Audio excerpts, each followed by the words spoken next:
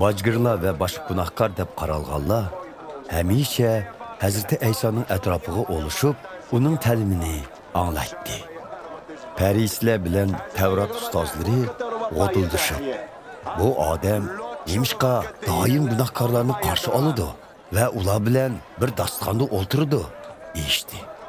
Şuna Hazreti Aysa bu haqda ularga mundaq bir tamsilni so'zlab berdi. Agar ishinglarda bireylarning 100 tuyoq qo'yi bo'lib, uningdan biri yo'qolib ketgan bo'lsa, u qandoq qiladi?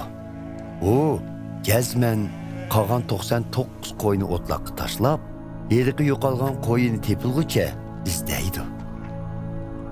Tepib olganda intayin xursand bo'lib, qo'yni mursiga ortib,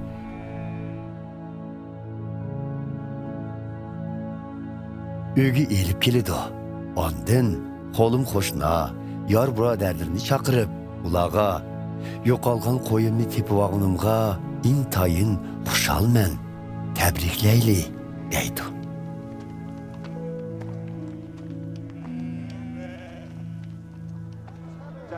Mana shuningga o'xshash, tövbe qilgan bir gunohkor uchun bo'ladigan arishdiki xursandlik, tövbe qilishi hojatsiz bo'lgan 99 odil kishi uchun bo'ladigan arishdiki xursandlikdan cho'ng bo'ladi. Shuningga o'xshash, agar bir ayolning 10 dona qimmatli kumush tangisi bo'lib, uningdan birini yo'qotib qo'ysa, qanday qiladi? U jazman chiroqni yondirib, uyni supurib, toki tangi tepilguncha hamma yana zang qo'yib, oqtirib chiqadi. Navoda tepib olsa, qo'lim qo'shna, yor birodarlarini chaqirib, ularga yo'qotib qo'ygan tangamni tepib olganimga intayin xushalman, tabriklayli, deydi. Mana shuningga o'xshash, Xudoning farishtalarimi har bir gunohkorning tövbe qilgani uchun intayin xushal bo'ldi. Hazreti Aysa so'zni davomlashtirib mundaq dedi.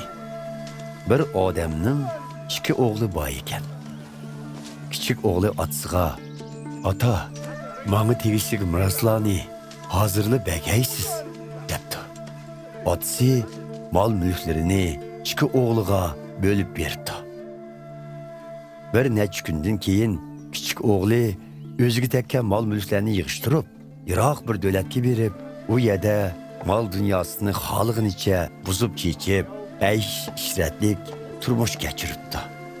Uning puli tugab, beshiga kun tushganda, dal u yerda-mu ig'ir ocharchilik yuz beribdi.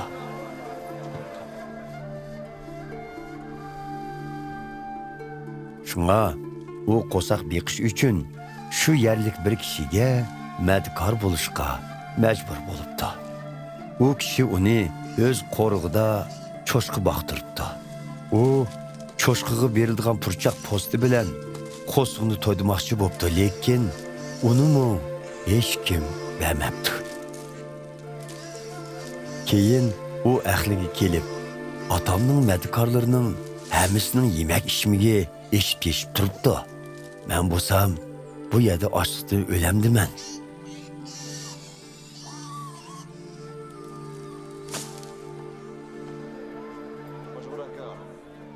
O'rnimdan turib, otamning oldiga berib, "Ota, men Xudoning oldidimi, sizning oldingizdami gunohkorman. Endi sizning o'g'lingiz bo'lishga loyiq emasman. Meni madkorlikqa qabul qilgaysiz, deyman", deb o'ylabdi.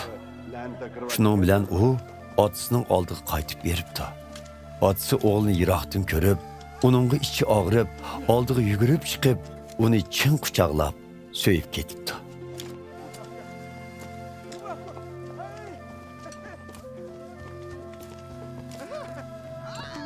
O'g'li, "Ata, men Xudoning oldidami, sizning oldingizdami gunohkorman.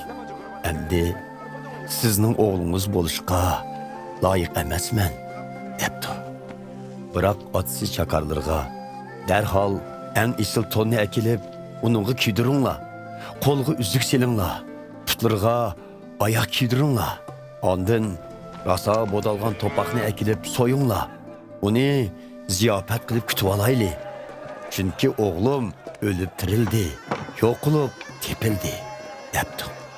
Buning bilan hammaylar xushal xuram yeb ichishib, ko'ngil ichishibdi.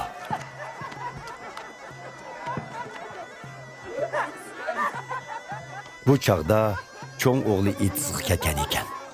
U qaytib kelib etib, uyga yaqin kelganda nag'minavo ovozini anglabdi. U chakarlardan birini chaqirib, uningdan nima ish bo'lganligini so'rabdi.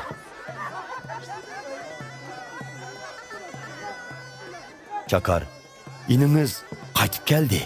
Dadingiz uning tinch aman qaytib kelganligini ko'rib, bodalgan to'paqni so'ydi, debdi. Biroq cho'ng o'g'li intayin xafa bo'lib, uyga kirishni xohlamabdi. Otsi chiqib uni uyga kirishga undabdi.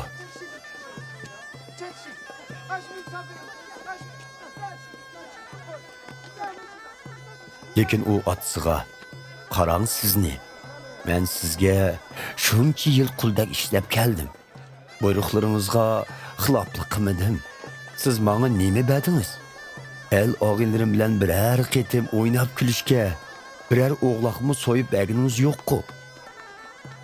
Lekin mol mulklaringizni poyishiga buzib chechib, tugitib qaytib kelgan u o'g'lingizga bodalgan to'paqni so'yibsiz, debdi. Ey o'g'lim, sen doim mening yenimda. Mening borlig'im seninki. Lekin sening ining o'lib tirildi, yo'q qilib tepildi. Uni ziyofat qilib kutishimizga tegishlik, debdi otsi uningga.